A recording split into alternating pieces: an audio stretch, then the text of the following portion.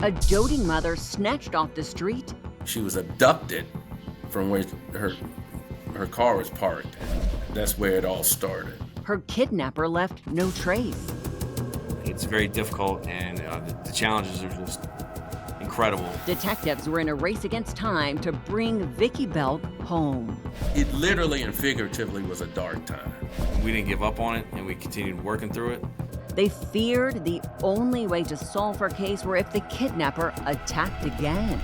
The particular violent nature, of course, was shocking. Obviously, it's a monster. I mean, just pure evil. He realized at that moment that his past had come back to catch up to him. What went through your mind when you learned what had happened to your mother? It's just senseless and horrific in every aspect. Very devastating, horrible, just to think at such a young age you could have such evil in your spirit is mind-boggling.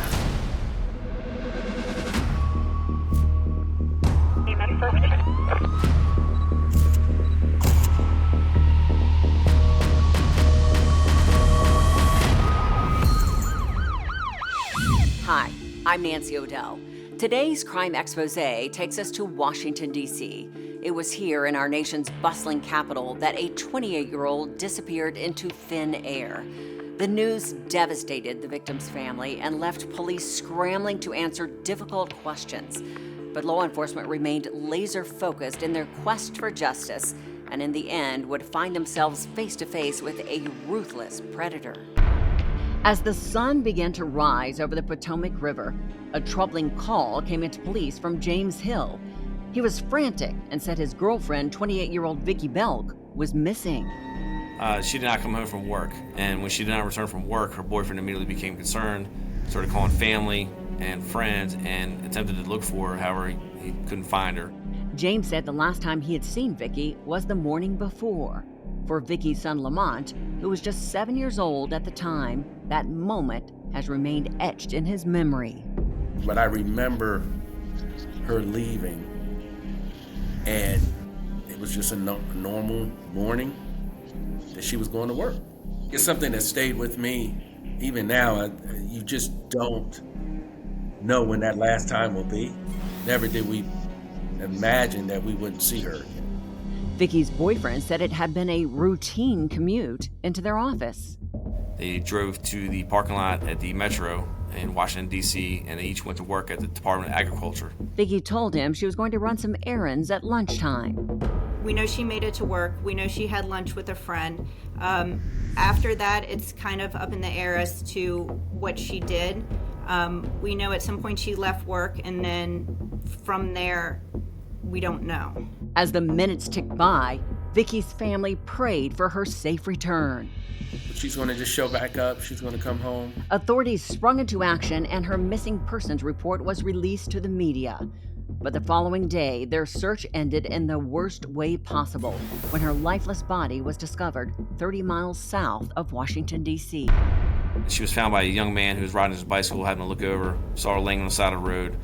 When officers arrived, it was clear she had been the victim of a vicious assault.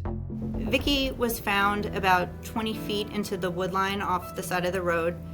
She was found lying on her back. Her dress had been pulled up. Some of her other clothing was found next to her. You could tell that an assault had taken place, and she was shot in the side of her head. Detectives scoured the scene for clues. It was mostly just her personal belongings. She had her clothing and jewelry she was wearing that was recovered at the time. You were only 7 years old at the time. How did you even begin to comprehend your loss? I just remember just a lot of crying, a lot of hurt. It was just, as you can imagine, just a lot of emotion and pain. Life changed forever for all of us.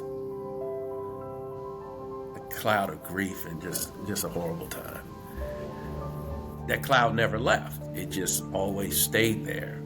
I mean, we as a family, as a community, we lived on. But I mean, that pain and grief were always fresh and present. The fact that Vicki's jewelry hadn't been taken stood out to police. They wondered if the man who had reported her missing had been responsible for the crime. The first person to look at is people that are closest to him, such as her boyfriend. And what their investigation uncovered would take them down an even darker path. We are always looking for new technologies and new tricks of the trade. We were always close, but close doesn't get you a name.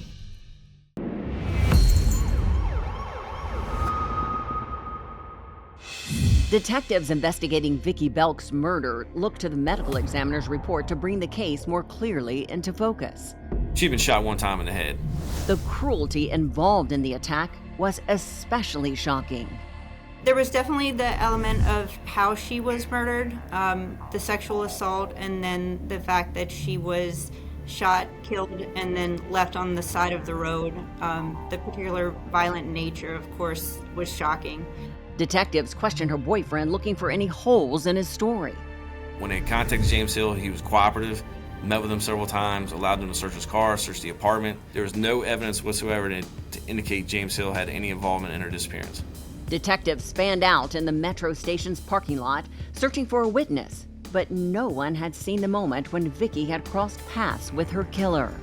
We believe that she got her car and was subsequently abducted when she went to her car at the metro parking lot. Police wondered why she had been taken to Charles County. Since she disappeared in Washington, D.C. and was found in Charles County, which is about 30 miles south of where we believe she was abducted from, we're trying to find a relationship because Vicki didn't have any connections in the area where she was found. The pain of Vicki Belk's murder was almost unbearable for her family. The hard-working single mother had achieved so much in her short life. Vicki's parents had been staunch civil rights activists and had fought for Vicki and her sister to be amongst the first group of black students to integrate the Alexandria, Virginia school system. The reason my grandmother wanted them to be part of these schools and part of this movement was because there were better education opportunities for them. As a young mother, Vicki instilled her love for education in her son. I remember her being a big proponent of education. It was just a general sense of passion, I guess, that she provided in terms of education. And it stayed with me amazingly long since she passed away. She also shared with him a deep devotion to her faith. My mother, she worked at the Department of Agriculture in D.C., but she also worked as the church clerk, essentially. She recognized the importance of service, and she had great faith, and that she's instilled all of that, not just in me, but those who loved her. After your mother's murder, how did you even find the strength to move forward? But really, it was the faith that she left me. She had really instilled in me at a young age that understanding and belief that she was okay in a different place, even though she wasn't with us and with me. And I really leaned on that as best as I could. Shortly after Vicki's murder, a string of other violent assaults left the community paralyzed with fear. There are several other cases in Washington, D.C. that had somewhat similar circumstances, and investigators reviewed those cases, did follow-ups, but it just eventually went cold. They could not find any type of link between Vicki's disappearance and those other cases. But the setbacks only intensified their search. You can tell from the size of the case file, the number of reports, the number of interactions, the number of leads that were chased down. A tremendous amount of work has gone into this case. As the years went by, a new generation of law enforcement continued the pursuit. I started working on it, started reviewing everything, names, looking for possibilities, links, other cases that might be similar. With the emergence of DNA technology, forensic experts continuously tested the most promising evidence from Vicki's case. With Vicki's dress, that dress had been subjected to several rounds of testing. We knew that semen had been identified on that dress. Unfortunately, we weren't able to develop a profile that was suitable for entry into a national database. But police kept pushing. And then we continuously reviewed the evidence, reviewed the case file, and kept working it. As time went by, did you ever lose hope that your mother's case would be solved? I'm thinking somebody will be held accountable. Somebody will, they'll catch someone who's done this. We hope they do. But the years go by and there's no progress. You hear nothing. And you're like, what's going on? It would take a team of dedicated investigators and cutting-edge forensic advancements to put a cold-blooded killer behind bars. And then he had 2 prior arrests for 2 homicides and I think 20 or 30 other arrests for various crimes, mostly drug-related. Oh, he's evil. He's an absolute evil person. I don't want to say human being. He's an evil person. Has no disregard for anybody's life.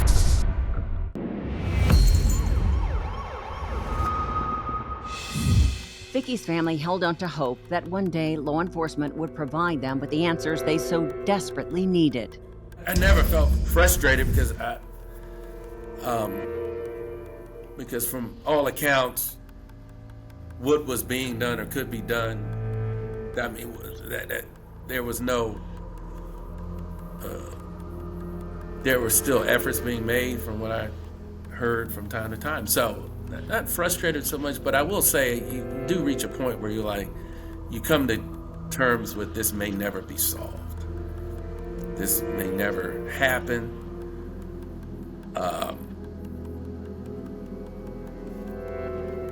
I won't say you make peace with it, you just come to the realization that that's very likely. Criminal scientists continued their search for a break. We learn about new technology, and we look and see if that new technology can be applied to particular cases and particular items of evidence. And then they discovered a forensic technique called MVAC. So how does that technology work? The MVAC is more of a collection technique, so it's like a vacuum for DNA, if you will. So the MVAC basically puts a fluid onto the fabric, and at the same time it's pulling that fluid back out, and it collects it onto a filter. So what you're actually doing is submitting the filter for DNA analysis. They used the technique on Vicki's clothing. We were able to get a full male profile from the slip. The profile was immediately entered into CODIS, the national DNA database. We had a hit, we had a name. I mean, it was just amazing. His name was Andre Taylor, and when detectives dug into his background, they found a disturbing history of violence. We found out he had 2 prior arrests for 2 homicides and I think 20 or 30 other arrests for various crimes, mostly drug-related. And there was more. At the time of Vicki's murder, Taylor lived just a few miles away from where her body was found. Detectives located the 62-year-old and brought him into the interrogation room. I showed him a picture of Vicki, and he says, "Nah, I've never seen that lady before. I don't know who she is." He was very adamant in denying that he had never seen her before. His denials were critical to their case against him. That was very important because it reduced the ability for him to explain why his DNA was found on Vicki's clothes. When he absolutely and adamantly declined and stated he did not know her and had never seen her before, that was very important. It was then investigators confronted him with the DNA evidence that connected him to Vicki's homicide. He denied having any involvement in Vicki's disappearance and death. But as the pressure mounted, he slowly started to crack. We continued to question him, and then eventually he admitted it was a rape. So did he ever admit to committing her murder? Once he admitted to raping her, I wanted to move on to, I needed to get him to confess, and I wanted him to confess to killing her. Once I started questioning a little more about that, that's when he said he didn't want to talk anymore. But he didn't provide any information about how Vicki had been abducted or how she ended up in that car. June 22nd, after Taylor was indicted, our warrant fugitive unit, along with the United States Marshals Service Capital Area Regional Fugitive Task Force and members of the Metropolitan Police Department, arrested Taylor. Taylor is currently being held without bond. Andre Taylor was arrested and charged with first-degree murder. What went through your mind when you learned what happened? That faith, all thanks to God. I can't, it's a miracle. It's, the cloud is lifted somewhat. But in that moment, it was just pure joy and elation. But at his trial, Taylor entered a plea of not guilty. Oh, it was horrible. That he wasn't going to accept responsibility. He had no incentive. Having to go through all that was very hard. Prosecutors presented their theory of how the crime unfolded. We know at some point, it's more than likely when she was going back to get her car from the parking lot near the Metro, as far as when she crossed paths with Andre Taylor. I think we all suspect that's more than likely when that occurred. After a 9-day trial and approximately 2 hours of deliberation, a jury convicted Andre Taylor of first-degree murder. At his sentencing, Vickie's son, Lamont, delivered an emotional victim's impact statement. What did you want Andre Taylor to hear? That no matter how horrible what he did to her and how he did it and all the horrible things, that he could do whatever it was to her body, and he did, but he couldn't touch her soul. Her soul lives on, her soul was secure. And did Andre ever even show any sign of remorse? Oh, no. No remorse. Vickie's family will be forever grateful to law enforcement for never giving up. They didn't know my mother. They didn't. They never knew her. They had no connection with her other than there was someone who was viciously murdered and assaulted, and justice needed to be served. And so much credit to them, all credit. I can't thank them enough. The gratitude is forever and eternal. Those investigators, those people in 1979 who responded to the scene. In 1979, when there was no DNA and they collected the evidence and they preserved that evidence, the people that worked in the property room, they preserved the evidence. People retired, people died, but that evidence was maintained. I mean, how can you not applaud, thank them? I mean, and I don't have the proper words to express the gratitude.